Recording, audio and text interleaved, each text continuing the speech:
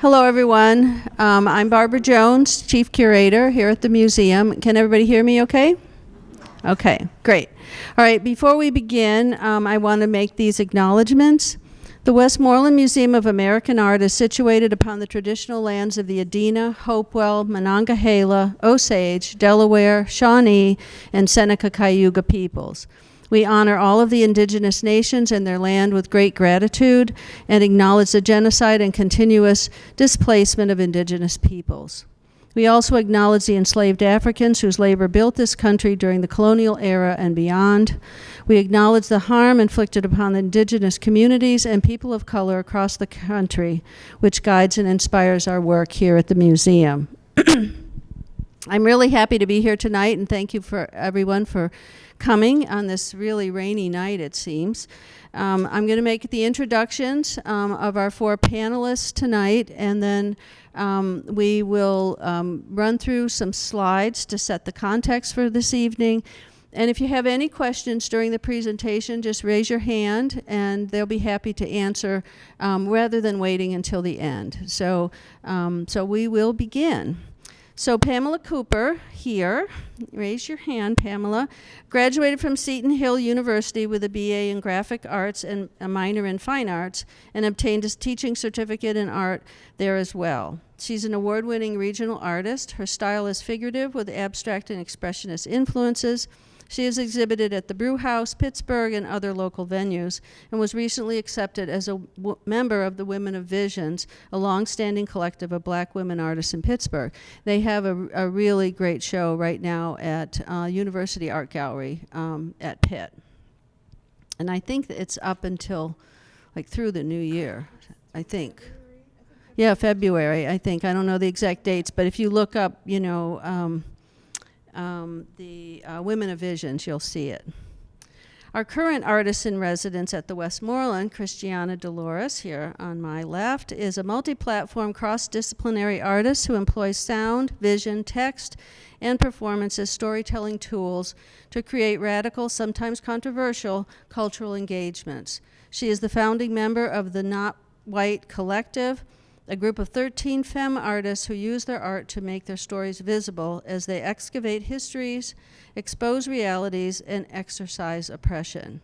She worked for 15 years as the artist relations manager at the Greater Pittsburgh Arts Council, where she led several landmark programs to increase engagement and support of typically underserved artists, especially people of color and women, and is now currently working at the Pittsburgh International Airport as their technical assistant of Arts and Culture. Amber McAlister, right here, is Assistant Professor of the History of Art and Architecture at the University of Pittsburgh, Greensburg. She earned her BA from Emory University and her Master's and PhD from the University of Georgia in Italian Renaissance. Dr. McAlister's publications include museum catalog entries on Italian paintings and drawings, and essays on narrative murals and the evocation of divine presence in images of Christ and the Virgin Mary at Santa Maria Novella in Florence, Italy. She teaches survey courses as well as focal courses on time periods from ancient through Baroque, and specialized courses on women artists, Italian art, and the Black Death, and the science of conservation, which we know is a very interesting course because she brings her students to the museum. In non-pandemic times, she also leads summer study abroad courses on the Italian Renaissance, lecturing on-site in museums, churches, piazzas, and ancient Roman sites in Florence, Pisa, Milan, and Rome. Maureen Vissat Kohanek, who here on my right, is an award-winning art history professor at Seton Hill University, who has also taught at the University of Pittsburgh, Greensburg, and St. Vincent College. She currently teaches a variety of classes, including history of Western art, Italian Renaissance art, and women in art, modern art, American art, and postmodern art. So she pretty much covers the gamut of art. She's also led summer sessions in Lucca, Italy, and leads art history study trips to Europe each May. In addition to her course load, Maureen is an active public speaker who has been invited to lecture at many arts organizations and museums in southwestern Pennsylvania, as well as national conferences throughout the U.S. Maureen is an advocate for social engagement of the arts, particularly on issues of social justice and equity. So please help me welcome our 4 panelists.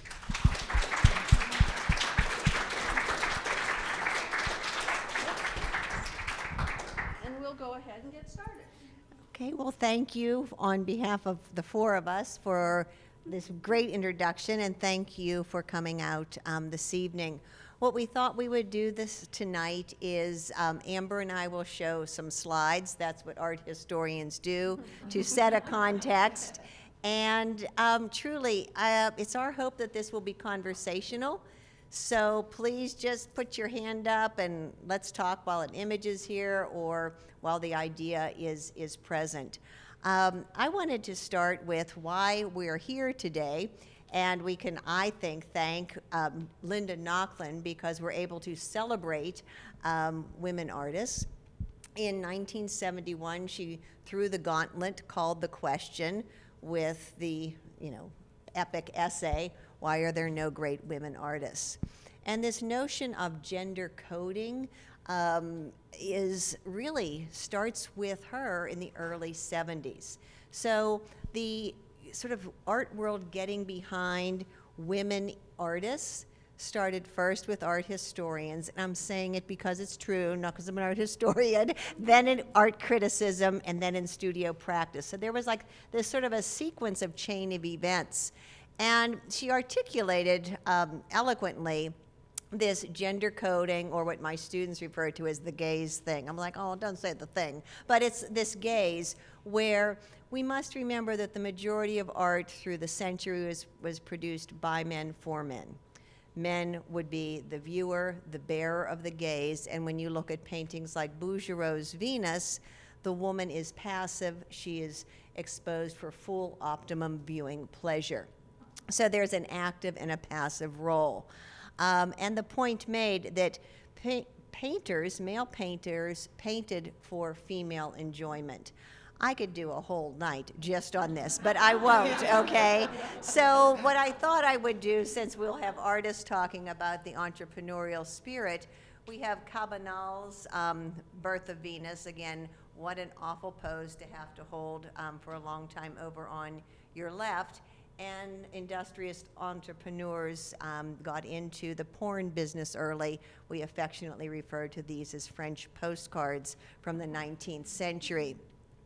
Linda Nochlin, in this, essay that I say, oh, read this essay tonight. And they're like, it's 35 pages. I'm like, yeah, aren't you lucky? It's great. You'll love it, She, lays out these ideas that there's a stock of images and repertoire that male artists had to draw from, where fruit and flowers would be associated with parts of female anatomy.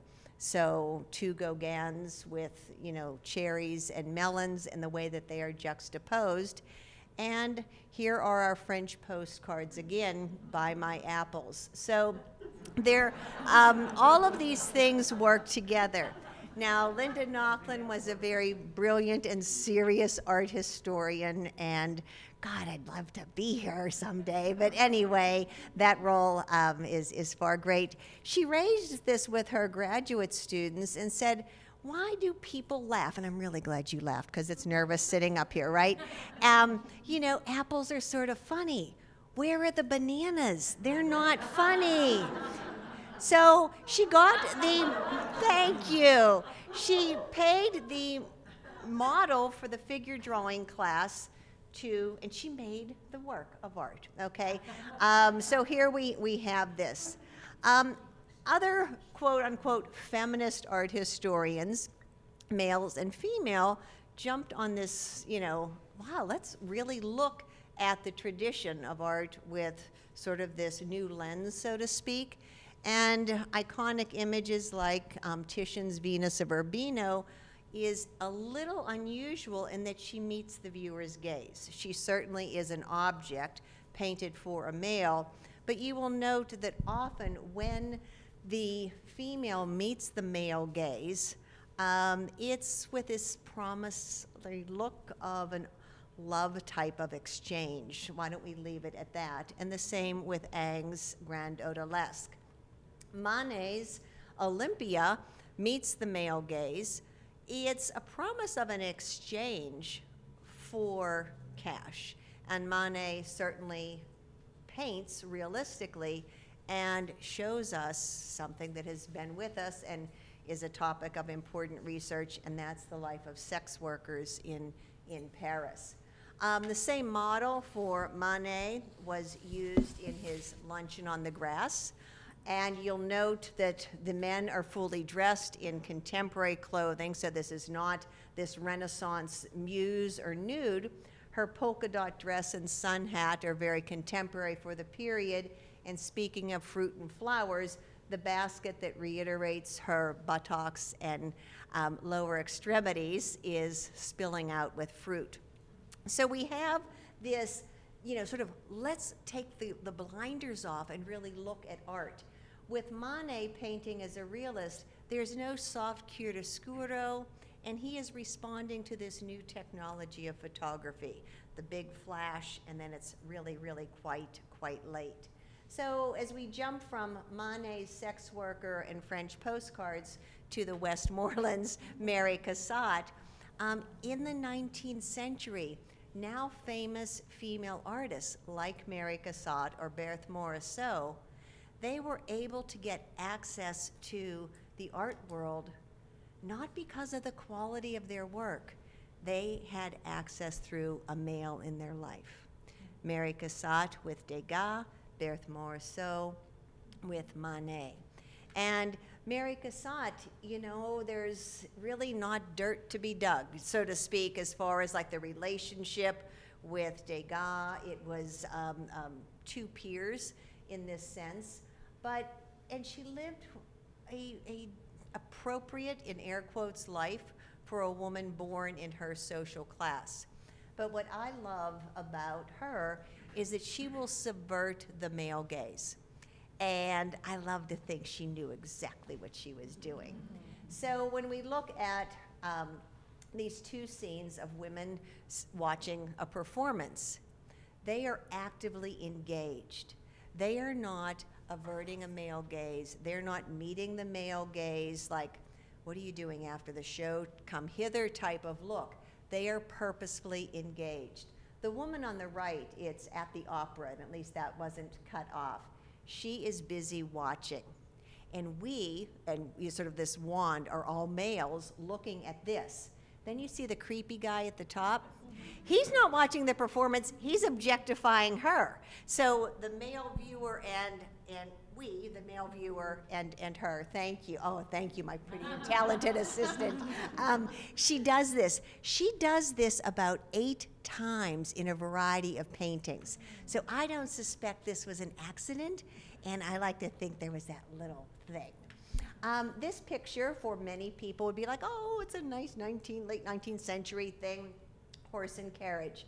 This is her sister Lydia with Degas' niece, but proper women wouldn't drive, and she has displaced the driver. You get in the back where the luggage would be. And so again, these things, when you really start to excavate and unpack them, are really quite powerful. So perhaps, as Linda Nochlin said, this question of greatness really for centuries has been defined by maleness rather than by other qualities. Obviously, this image is in the Carnegie, women picking fruit, and it evokes this image of Eve, sort of responsible for the downfall of humanity. And for MaryCassatt, the new fruit was knowledge. She believed that women should vote. This was seen in Chicago at the Women's Pavilion. And, that notion that women should be someone and not something. So she takes us from objectifying women to having them be an actual object. Interject. And this quote pops to my head whenever we talk about MaryCassatt with Edgar Degas. And a quote that I read to my students, he said, "I cannot admit that a woman can draw so well." I mean, the horror of it. Can you imagine? It's just inconceivable. And when we're talking about practicing what is now referred to as feminist art history, these questions were not being asked, and they weren't really being asked in any venue. Linda Nochlin acknowledges that no one's doing this with musicians or composers or sculptors or writers. You know, it's not just the visual arts we're talking about, but to really look at this not as a radical political movement, but to consider the experience of the female as artist, as viewer. We have a gaze too. Hi. We look at things too. You might not be making them for us, but we're still looking at them. And the notion of female as patron, as consumer, as producer. And so really by asking these questions, Linda Nochlin and now in the decades that follow, we're really trying to get to that issue that, is there a particular feminine aesthetic? Is there a female subject that, women paint pretty little pictures? And so that's really what we're trying to get to with these questions and considering, and of course you can extend this out of the feminist art history, then the LGBTQA development, kind of is born out of that, also now asking those questions. So really looking at, maybe everybody doesn't have a white male experience. I mean, they're the ones that wrote the history books, right? And they're the ones that selected the canon of artists that we teach and we study and we studied when we were in school. And so it's a new way of looking at things that is, very different. And this slides us into our education. So we take for granted that, right now, everybody goes to school, right? Everybody, kids, any gender, they go to classes. Everybody has the opportunity to learn how to read and write and do math and all of those wonderful things. Historically, there was essentially a program of study. First, if you wanted to be an artist, the practical thing was to study the really good stuff. So you looked at the old masters, if we're talking about the 18th and 19th century, they're studying Titian and Leonardo and Michelangelo and Raphael, all the wonderful painters of the Renaissance and the Baroque. When they can accurately copy exactly one of their paintings or one of their drawings, then the next step, they're allowed to move on to sculptures and copying, as you can see here on the shelves and on the walls. And I think there's something, there's a little head down here in the right corner. So you go and you study either the original Greek and Roman, beautiful classical sculptures, or you study copies of those. And again, you draw them. And once you can perfect that, and by the way, you've also worked on your fruits and your vegetables and your flowers at this point as well. And then you get to graduate to the live model. So are you game to be my students for tonight? So what do you notice? What can you tell me about the artists in this work? And the title was cut off. This is by Johann Zoffany. This is the Royal Academy of British Artists in 1772. So what do you notice about them? They're all men. And what would you, how else would you describe all of these men? How would you characterize them? Aristocratic. What tells you that? Their dress. The dress, right. They're wearing the fashionable powdered wigs. We've got a lot of gold buttons. Those are pretty pricey. Tails. Yep. Yes. Yep. Thank you. They're all white. Yes. And in fact, and notice I love that they're even looking at this fellow's fingernails. I mean, you really get a sense of the piece of meat that he really is to them. I mean, they are really interested in studying his anatomy, his veins, his nail beds. you know, and he's just passively sitting there. And then we have the young boy who's either just finished his stint on the model stand or is going to be the next piece of meat up for consumption. Now, in fact, surprisingly, there were two female members of the Academy at this point in time, and they're included. Have you found them? Yes. Why can't they be in the room here with the men doing this work of studying the live nude model? But women don't know how to draw. Well, yes, they don't know how to draw, so there's that. Yeah. What? Oh my heavens, they're undraped men, and they might be morally corrupted instantly, right? So the only way for the women founding members of the Royal Academy of British Art to be present in this room are to be objectified as portraits themselves on the wall, just like the other objects around the room. So they get reduced to being these pretty objects that are decorative. They have no substance whatsoever. And then, thank you. Oh, wait, if we, Oh, yeah, can we go go back. back? There is one person who is in white in that painting.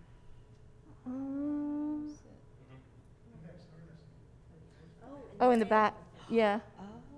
And so that's curious that why is he the only one?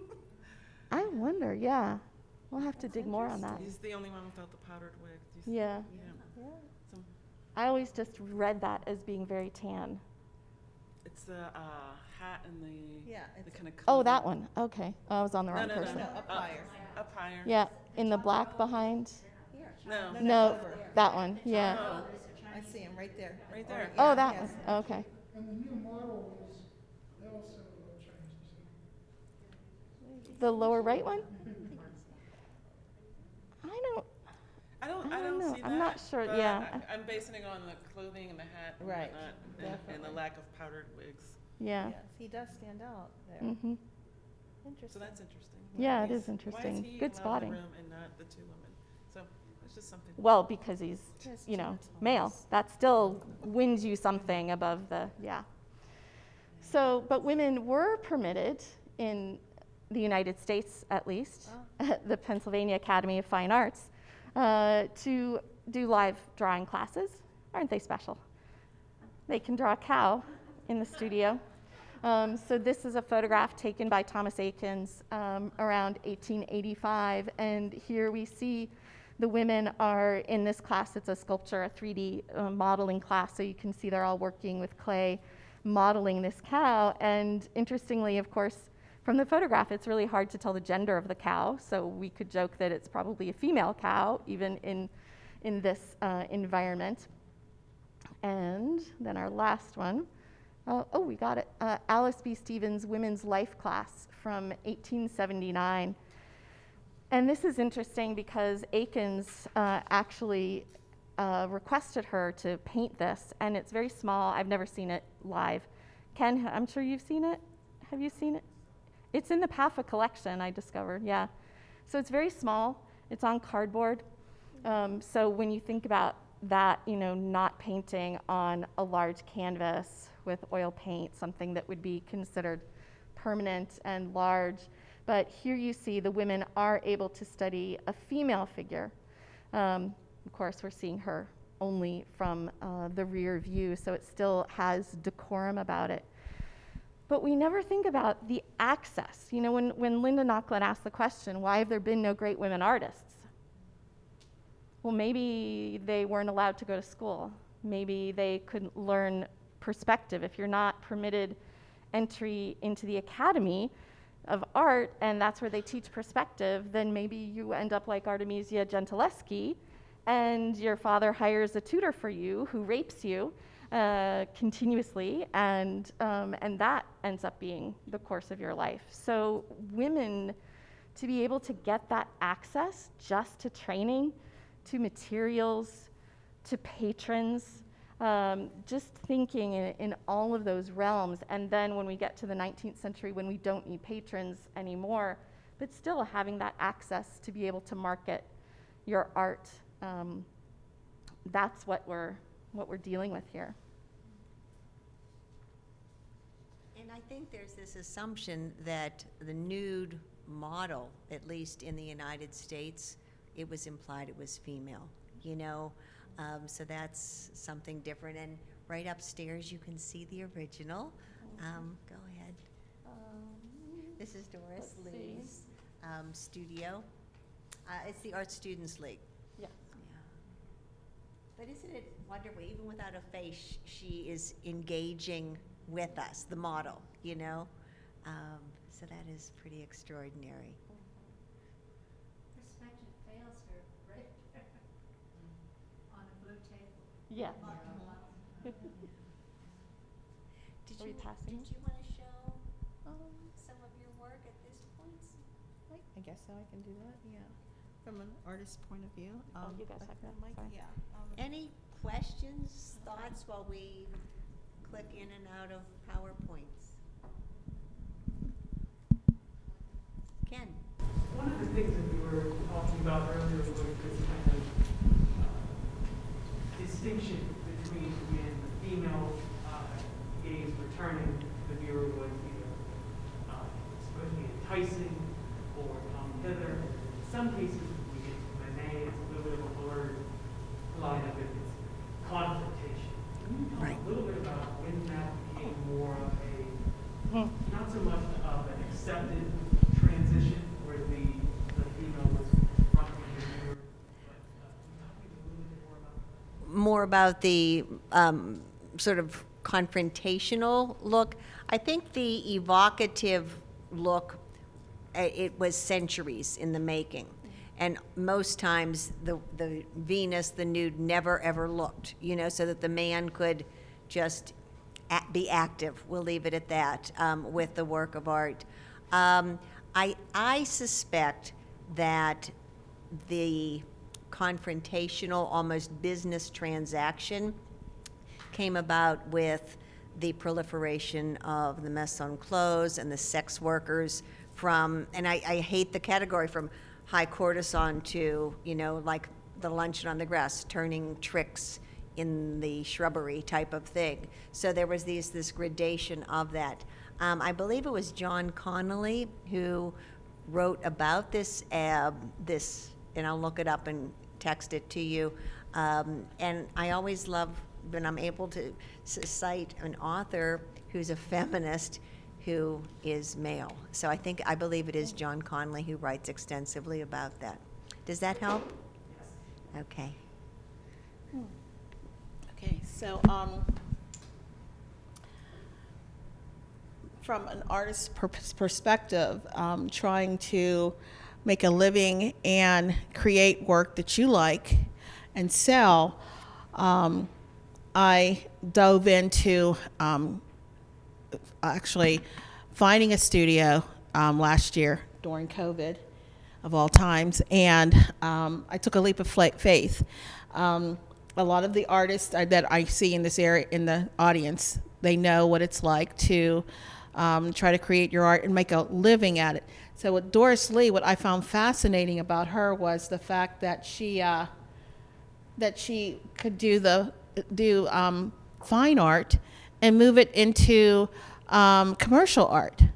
And with her, it was different in a sense because she had a Life magazine. Life magazine she did a lot of work for them, and that's how her business, started, spinning off and everything. For artists now, we have social media to help us to market our pieces and works of art. But as an artist, you have to be a curator. You have to be a marketer. You have to do everything. And for some of us, we're not as prophetic in some of those parts. So we have to look outside and look into agencies that will help us. I am still looking into my business card, my business logo design. I call it Studio One Creations. It's located at the, the Westmoreland Cultural Trust building. It's down over the hill. You can see it from the window here on the right-hand side, 102 North Main Street. And in that building, the host group of artists, photographers, sometimes musicians too as well, And I'm one of the artists that is in that building, and that's where I have my pieces, and I show my pieces to prospective clients. I sometimes teach out of that area, and it's just a safe place to be at instead of being at home, which I do a lot of artwork at home. As we all well know, through our houses, I mean, every room in the house has some remnants of art supplies. You're not a real artist unless you have it. I have it in the bathroom, everywhere. It's under the bed. It's everywhere. So, yeah, I know that this is what I'm meant to do. So, I made a point that I said I'm going to make the rest of my life the best of my life through my art. This piece here is entitled Unity, and it is located in the Westmoreland Cultural Trust Alley. It's one of the first pieces that's in the alley. And it was also, I have to mention, it was on the front cover of the initial kickoff of the alley when it came out. I think it was 2014, 2018 when it came to about when they started it. So let's see. And here's a piece. Now, I work in different mediums. I know that there's some people that they're really prophetic in one type of medium only. I prefer to work in other mediums because I like to explore, and that's me. And I kudos to those people that work in one type of media and they do it so well. I love it. But for me, this is what I do. This piece is called Isolation, and this was at the Women's in Art here at Seton Hill featured. And I did it with acrylic, I think it was, oil pastels. And it was just an emotional thing that I was going through, and I poured it out in that piece, even with the colors. So if you have any questions or comments, please feel free to interject here. So I also have a love for bridges. When I was little, I used to go with my dad. We'd travel to McAlister, and we go over a lot of bridges. My mother was deathly afraid of bridges. She would mention it quite often, but I loved it. I just thought how magnificent, how big and beautiful they are. And there's a saying about bridges, the metaphor with bridges and bridging certain points of your life together, bridging relationships, coming together. So I do a lot of abstract, not really realistic pieces when it comes to doing this series here. Oops, I went backwards. Okay. All right, so this is one of the pieces I was so thrilled. I never, ever sold a piece at an opening, and this was one of the times I did. And I had to look at that, wait, where is it at? Where's the red button? Where's the red button? Right here? No, lower, right there.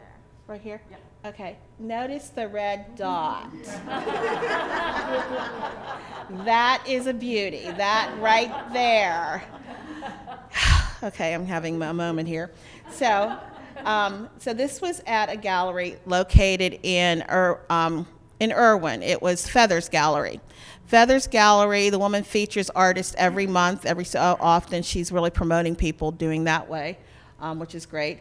Next year, I will be, I think in November, I will have a show there.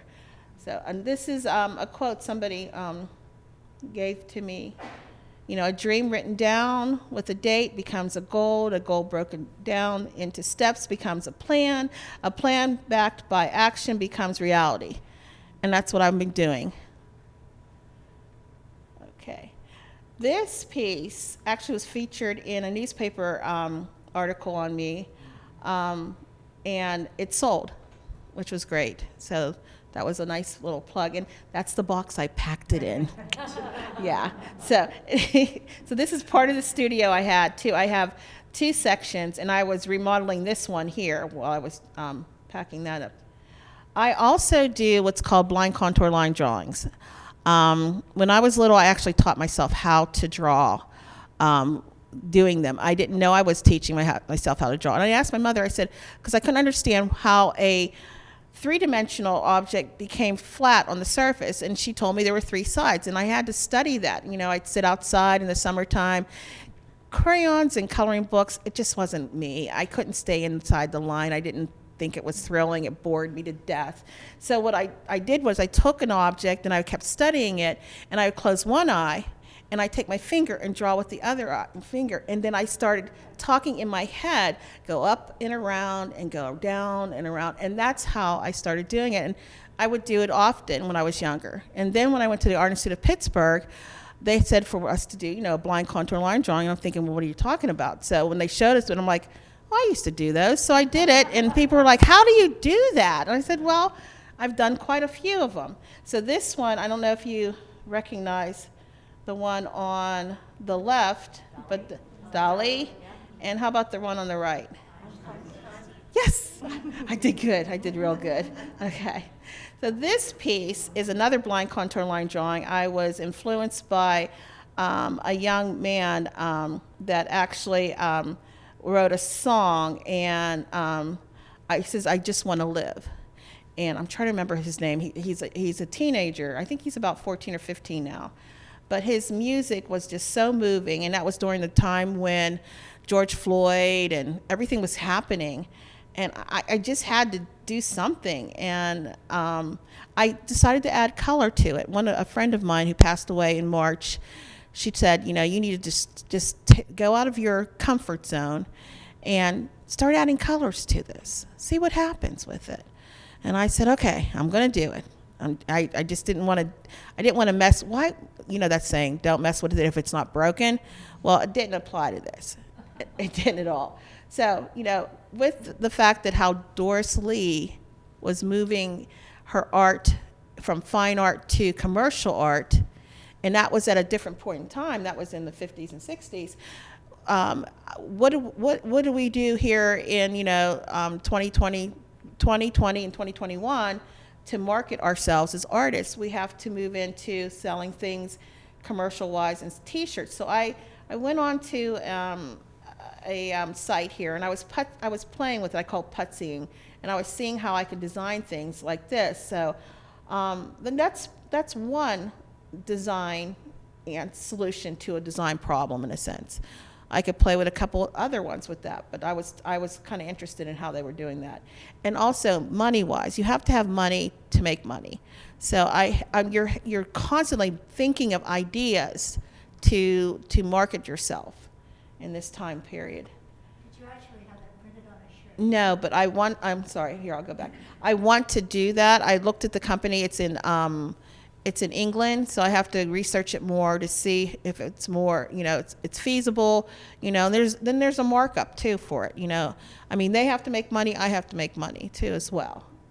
So, okay, so this piece actually went to be a part of Black Lives in Focus. It started off in at the Carnegie Museum. Yes, I actually had this piece in the Carnegie. Okay, calm down. All right, I get emotional about this. It doesn't take too much to make me happy. I get thrilled over a lot of little things in life. So, at any rate, this piece was actually blown up in this image, and there's several other pieces. I have two of them in this show, and this is considered a traveling show. It is hosted by the University of Pitt, and it will be going to all the different campuses, and eventually it'll be here in Greensburg. And yes, I will tell you guys when it gets here, because I want you guys to come out and represent, okay? So I will let you know, and you'll be able to come and see. Okay, this was another piece. The one on this one here. Actually, this was a piece that I took with my cell phone. Fancy that. I was in church, and the little boy was one of our pastors, and he actually was sleeping. He crawled up on my lap, and what I found was so interesting was his hands, how expressive his hands were. So, you know, with the fact that I do paint, I do sculpt, different mediums I use, photography is something else that I use to express myself as an artist. I don't limit myself. Pardon? Somebody? I thought somebody said something. Okay. So this is part of, this piece is, oh, whoop, what did I, got kind of carried away there. Hold on. I wanted to go back here. Okay, this is, So this piece right here is part of that group too, and they were able to enlarge it too as well. It's fascinating, but it was something that they were drawn to. The fact that when in church, you're supposed to feel safe, and that was one of the places, like your home and church, you're supposed to feel safe, but at present time, you're not. There's been shootings in churches, schools, and everything in homes.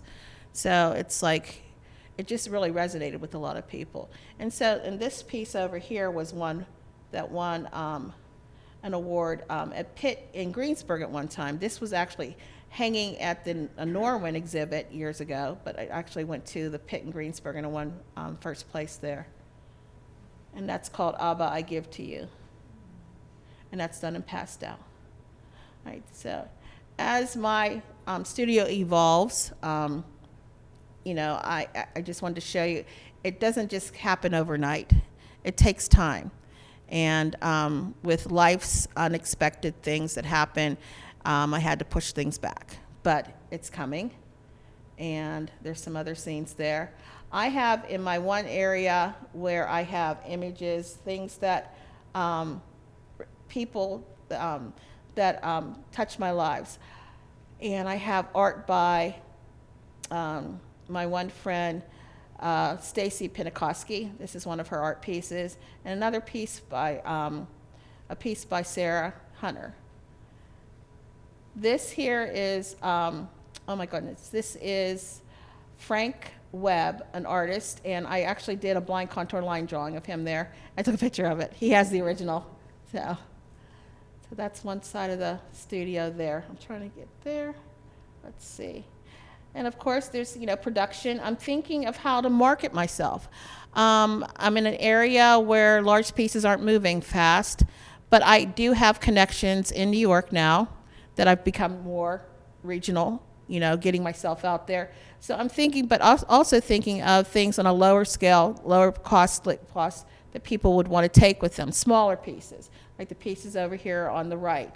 And then you can see how I'm trying to get my studio to look more organized and stuff like that. So I'm working on that. Now this there's a saying here, create the highest, grandest vision possible for your life because you become what you believe. It's the law of attraction. Now, I fight with that off and on. I have to put up little notes on the wall and in the bathroom to remind myself. So I try to come against that. And these here pieces over here on the side are some of my head sculptures that I've done. Maureen, you remember my head sculptures. Right.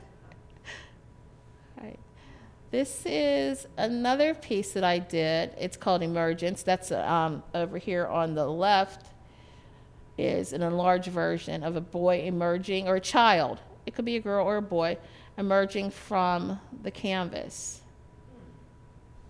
And I actually had the opportunity to work with, my piece was chosen among several pieces for a project. It was called From Attack Theater. And it was fascinating. What the dancers did, they went into the school. It was at Stanwood Elementary School. And they showed the images of the art pieces to the students. And they asked them how you would move to a songs. And they actually took the movements and did an actual dance interpretation to the songs that they showed, and they did a performance. So I believe you can actually pull that up online through the museum. I have to look into that too to make sure. But it was part of this a project that they did, and it was up for the Screen Dance Festival, which was really amazing. So I've been very busy, even though it's been COVID. Yes. Well, these are images. I have, I get yelled at for doing a lot of candid photographs. People, as an artist, I see things through an artist's eyes. And I want to share it with people. I don't want to keep it to myself. So this is our family home. And that's my father standing over my son there. and it's entitled Watching Over Me. And that's my father over there on the right, and it's where he was harvesting his fruits and vegetables there on the back patio. He's quite proud of it. And as I expose myself to more shows, I get for the local and regional, I have an opportunity to win awards. This award was won this year. I'm a member of several other art associations. So that's me over there on the left. And I won Best in Show. And this piece here, my one friend, Mary Ellen Ranieri, she took this photograph. And I looked at the photograph, and if you could see these women in the background, we just thought, it's like the conversation. We wondered what was going on there, you know. But, you know, you can't really see their eyes, their facial expressions, but they're looking towards the piece of artwork, which is, which one? It's Tamara's A Cry. And does anybody have any questions on that? You're looking, stimming, okay. Yeah. It's from the Bible. It's King David's daughter. And it was her crying out because she was actually attacked by her half-brother, raped by her half-brother. So, you know, the mouth was emerging. I mean, you could see she was holding back. She's holding back, so it has a lot to do with that. Okay. I'm done with this, basically. This is another blind contour line drawing with color added to it.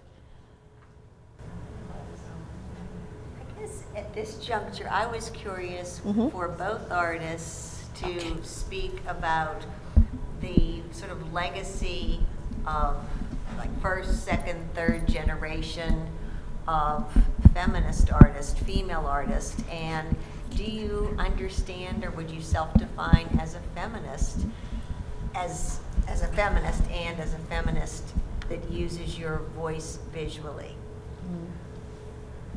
Why, yes.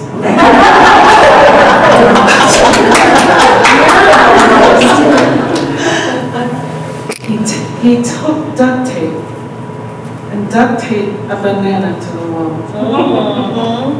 And made how much money? Oh, thousands. That's the kind of money I want to make.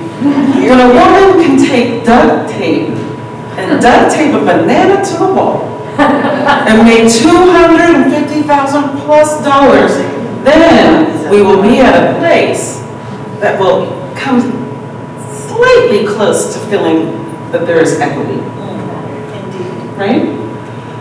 I have gone to what would be considered some of the top art institutions. CMU, Tyler School of Art. I've studied in Switzerland. And I didn't see myself in any of these places. I know that woman artists existed because my sister and I and everyone in my neighborhood were making art. I knew black art existed because everyone in my neighborhood was making it. But institutions that were asking me to pay $30,000 to $60,000 a year to forget who I am, to forget that we actually exist and make things, it's why I don't have a degree today. Right? I refuse to indulge in that. That's just my personal take on it. I've utilized that to make a career, and in that making of a career, always create space, create opportunities for people such as myself, for a woman. I've worked in theater, I've worked in text, I don't dance, I've done just about everything, music or whatever, and in every single one of these areas, disciplines, there's somebody putting their hand on my knee and saying, I'll make you a star. This sector is dominated by men. until women-owned galleries, until women-owned film studios, until women-owned things that I can go to and know that I will be safe, that I can actually show my work without being sexually accosted in exchange for fame and power. In exchange, that's like I guess that's what they're offering. I made it a point to create that safe space for any person that I found that was amazing, that needed a platform to showcase what they do. Because I know what it's like to not have a platform. I know what it's like to not have a space and not have support. So it informs not just my artistic practice, but the fact that I've been an arts administrator for 25 years.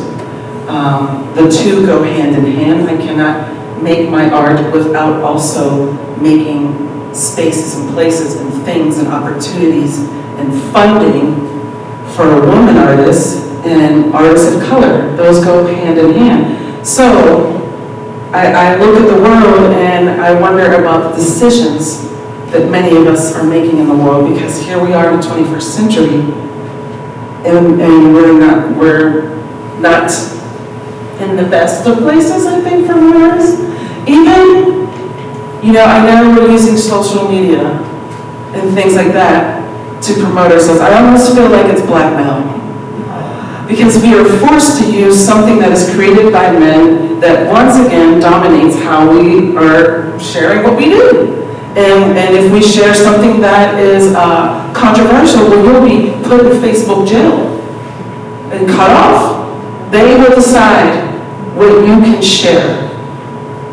Men who created this technology, who created this thing that we're supposed to use, the only thing that we can kind of use at this point, because it demolished the other forms of media that would give us press. I wonder where we're headed. And I wonder what is the point of this. And also I think of these things like us having to wear multiple hats is still the woman having to do a lot of work. I would like for something to make it easy. Why women are already wearing so many hats just being who they are? Taking care of themselves, their family, their children, their community. Now you want me to market my work, sell it, do this, do that, and if I don't utilize the things that have been created by men to promote myself in order to possibly make money, what did my friend tell me? I told her I'm getting off all social media. That's promotional suicide. Why is it promotional suicide? When can we stop being able to reach people in all other kinds of ways? Why do I have to do that? How are we actually connecting with people, and who is interfacing that connection? Do I actually need that to connect? Do I actually need these things to make my work, share them, and sell them? So that's my feminist answer.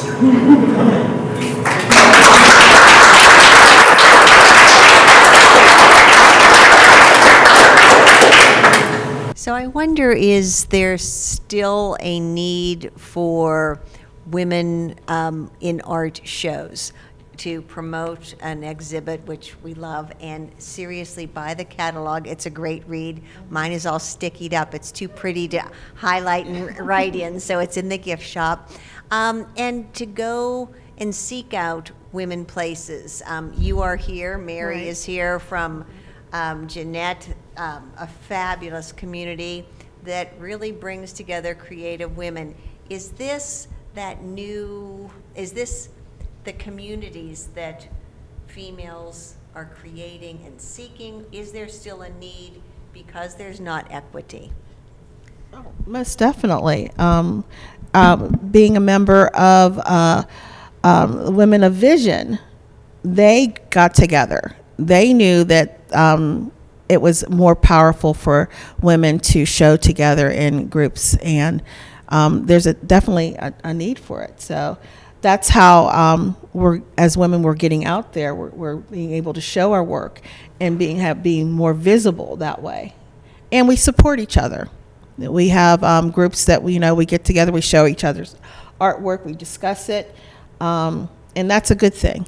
We need that support. I had personally support for my art friends. We had decided that we were going to start showing in art shows and everything, and 5 years ago there was only maybe 2 or 3 main shows, and now there's an abundance where we can actually choose what shows we want to be in, which is great. We've got the few minutes signed. Questions from the audience? 1 second. Okay. Oh, Thank you. We had a question? I guess I'm curious. I have really 2 questions. The first one is, how do you rile against the masculine, the entrenched way of doing things, and want to use those very mechanisms to promote yourself as an artist? I mean, I feel like as I listen to you talk, the 2 artists, I mean, you're all artists, all 4 of you, I hear this idea of how do we make ourselves visible? How do we put ourselves out there? How do we do that?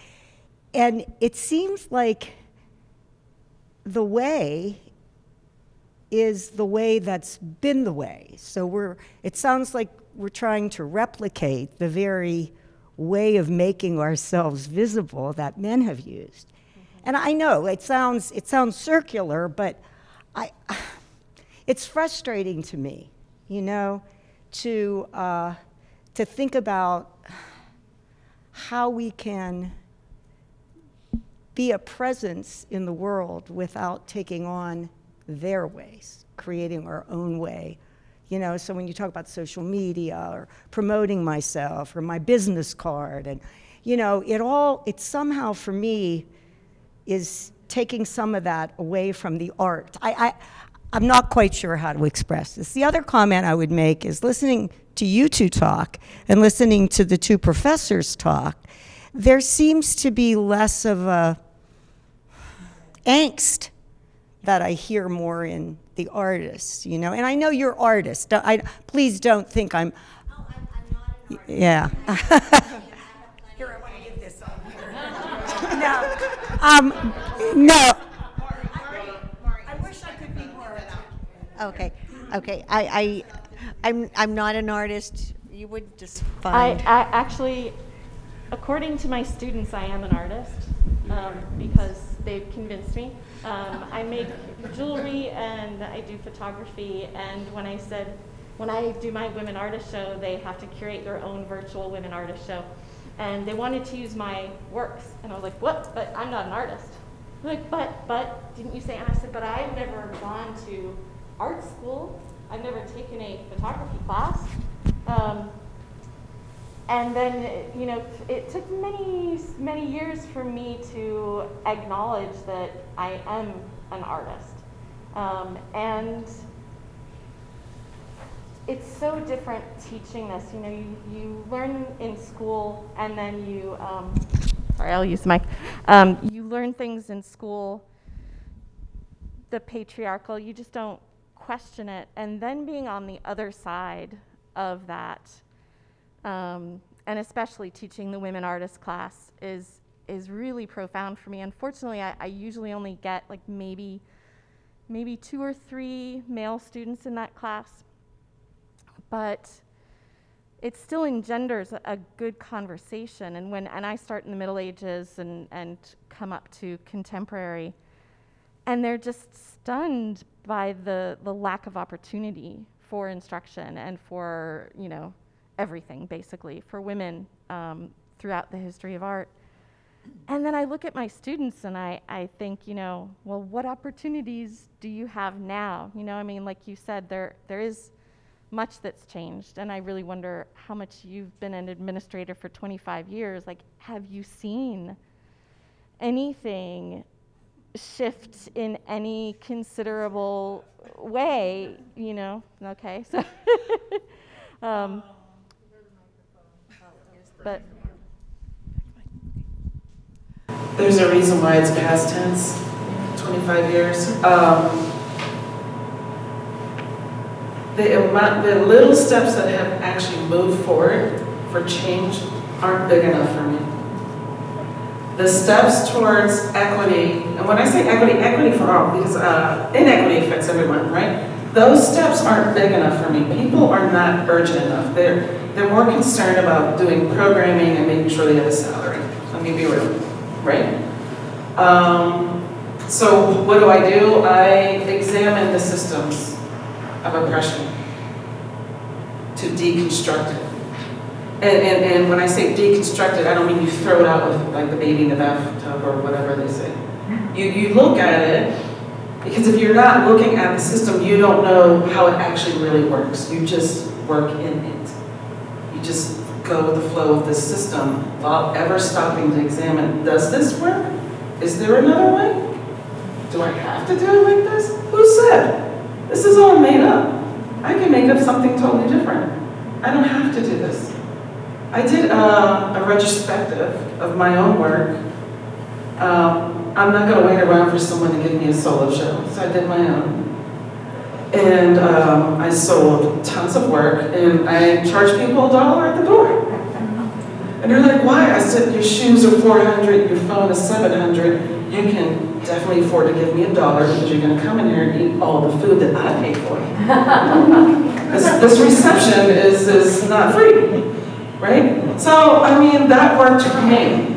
So how do we each examine what is going to work, how we can deconstruct what we're supposed to do? Like we're supposed to do this capitalistic thing. There's lots of ways to earn money. There's lots of ways to move your creative vision forward without having to go lockstep in the system. But that requires examining it and breaking it down and ask yourself, does this really work for me? Is this working for my community? Is this life? Is this how I want to live my life? Moving lockstep into these things that were handed to me in a book or in a class or whatever and told, oh, this is the way. It's not the way. There's lots of different ways, and they all exist in us. Every single way, every single new kind of vision for the world is already in here. It's just so I find myself waiting to hear that come out of people, and that's kind of what I do with arts administration. I try to pull your way out of you. You don't have to do what is handed to you. It's all inside here. So how would you present your work?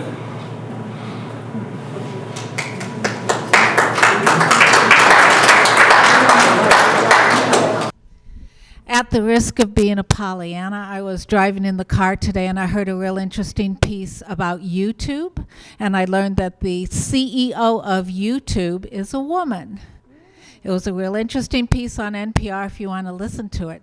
So there are some changes being made. I know YouTube by some might not even be considered art, but there are people out there doing their thing on YouTube, and so to me that is art. The other thing I want to say is women are subversive. Think about it. We always overcome. We always find a way. And it's not the established way. It's behind the scenes. It's in between the cracks. It's that influence we have on others. So no, there's no equity. It's going to be a long time till there is some equity. In the meantime, ladies, keep doing what you're doing. We're changing the world. I truly, truly believe it. Again, that's the end of my Pollyanna speech. Pollyanna. That's real.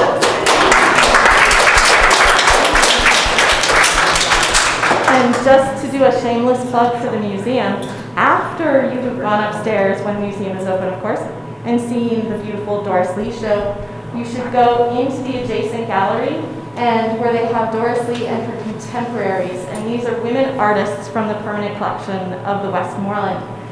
There are, and you can make of these statistics what you will, there are 18 female artists with 25 works represented.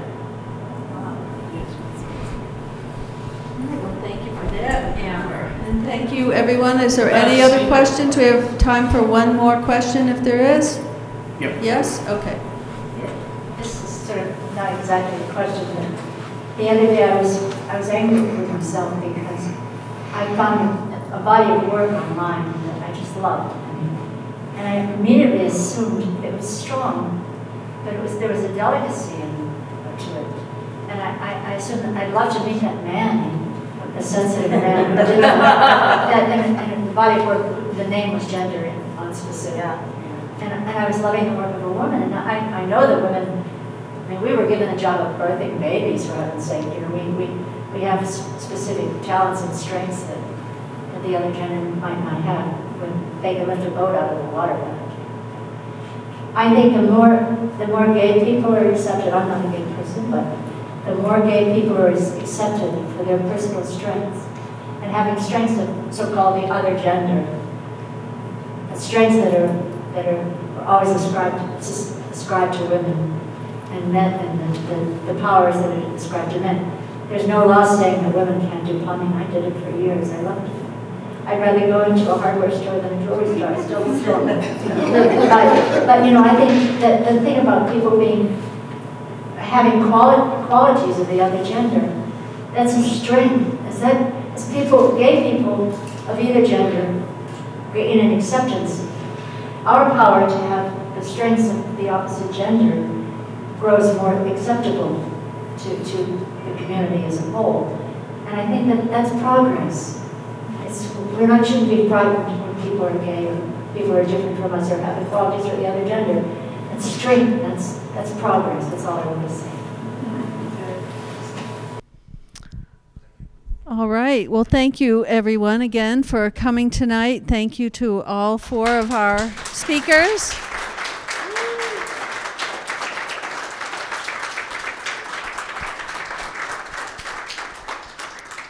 And please come back for more programs. We have in our Perspectives newsletter, we've listed all the other programs that are available and also on our website, thewestmoreland.org. So have a good evening. I hope it's stopped raining so you can get out there and be dry. Take care.